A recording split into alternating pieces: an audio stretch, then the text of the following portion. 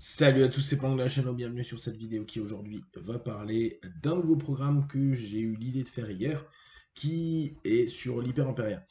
En tout cas, sur les principes d'ascension de l'Hyper-Impéria, mon idée étant plus que vous puissiez l'utiliser au quotidien, que vous puissiez avoir des thèmes assez sympas à bosser, toujours sur 14 sessions.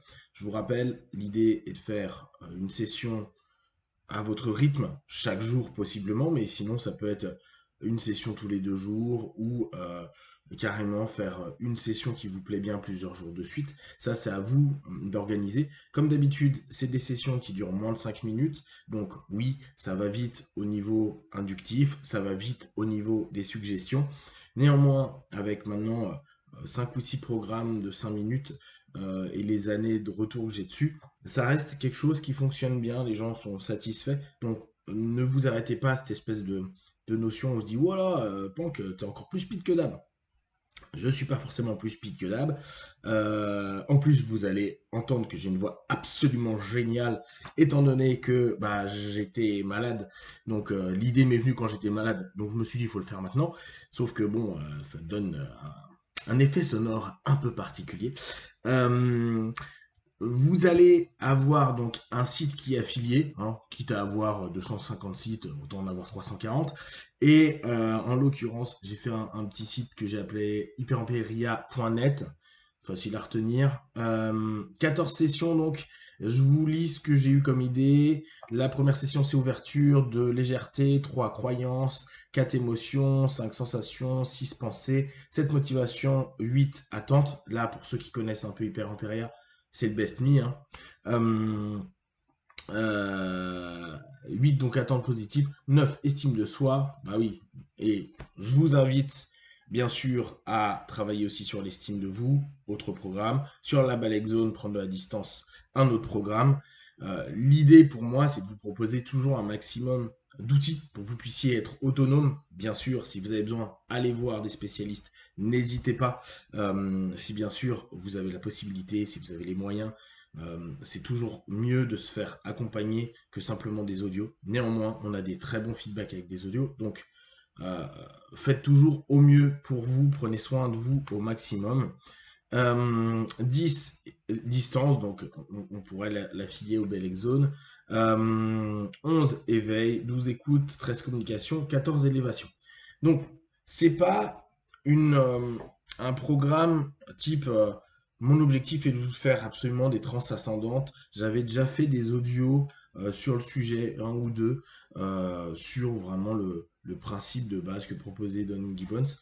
Moi, ce qui me plaît dans l'Hyper c'est que c'est une induction ascendante et qu'après, on a vraiment une perspective qui est un peu plus d'ouverture de conscience, de se balader dans un espace de conscience, justement avec plus d'éveil, de présence, que on peut parfois avoir en hypnose qui parfois emmène plus vers une somnolence et beaucoup de personnes justement attendent cette espèce de décrochage lié à la transe, qui pour moi reste une transe déséquilibrée, alors qu'en hyper-emperia, 90% des gens restent au contraire hyper éveillés, en phase, non pas décrochage, donc plus associés dans la démarche qu'ils mettent en place.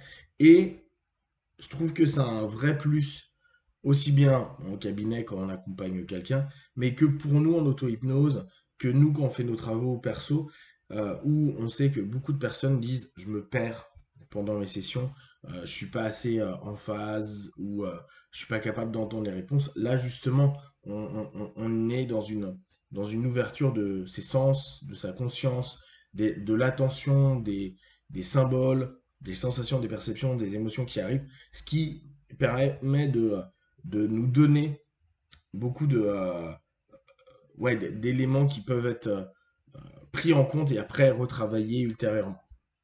J'insiste aussi beaucoup sur la notion d'ouverture et de légèreté. Comme je vous le disais sur une vidéo il y a quelques jours, je pense réellement que le travail en hyper-impéria a cet intérêt-là par rapport aux personnes qui n'arrivent pas à se relâcher, se relaxer, etc. La notion de s'ouvrir à soi-même, s'ouvrir à sa conscience, est beaucoup plus intéressant pour beaucoup parce que tout simplement il n'y a pas d'opposition, on s'ouvre à nous-mêmes. Déjà, on s'en rend compte quand on est plus ouvert à une information, une expression, quelque chose qu'on apprécie ou autre. Regardez-vous quand vous êtes en train de regarder une œuvre ou lire un bouquin ou écouter une conférence qui vous plaît, physiquement, vous êtes plus ouvert, comme si vous vouliez capter un maximum d'infos. Cette ouverture, ce qui est très cool, c'est qu'elle se fait assez facilement physiologiquement. Donc, n'hésitez pas dans vos sessions d'hyper-impéria à vous dire à chaque fois je m'ouvre. Exagérez. Ça peut nous ramener un peu à ce que travaille la culture chinoise au travers du tai chi, du qigong, avec ces notions d'ouverture qu'on va avoir avec le ritsuzen, avec l'arbre, avec toutes ces notions de s'ouvrir au monde, s'ouvrir aux émotions, s'ouvrir aux sensations, aux énergies, qu'importe comment vous allez nommer les choses, les pensées, les réflexions, etc. Euh, c'est un élément qui peut être cool pour vous quand vous prenez ces 5 minutes, asseyez-vous, cherchez à vous ouvrir le plus possible pendant le processus inductif, et à chaque fois que vous allez vous dire, tiens, je vais faire de l'hyper-impéria, et là encore, et comme d'habitude, mon objectif est de vous rendre autonome, c'est pas écouter un audio qui a de l'importance. L'audio, il a un process pour vous permettre d'imprimer certaines idées, vous suggérer certaines idées, euh, pour qu'après vous fassiez ça à votre sauce, que vous travaillez sur les éléments qui vous semblent le plus importants. Et justement, quand vous allez vous dire, tiens, bah, je prends mes 5-10 minutes par jour pour travailler sur moi ou pour me remettre en phase ou pour m'aligner, pour récupérer de l'énergie, qu'importe, cette notion de se dire, bah, ce qui est cool, c'est que là, j'ai juste à m'ouvrir, à me dire, je m'ouvre aussi bien au niveau de ma respiration, au niveau de ce que je vais ressentir, je m'assois en étant ouvert. Euh, Bah, c'est un côté plutôt simple, cool, et, et tout le monde peut le faire. Alors que c'est vrai que quand on a une sémantique qui dit tu vas te relâcher de plus en plus, t'as des gens qui vont dire non mais moi je suis en mode pierre aujourd'hui ou tout simplement, je sais pas, j'ai mal quelque part et j'arriverai pas à me relâcher.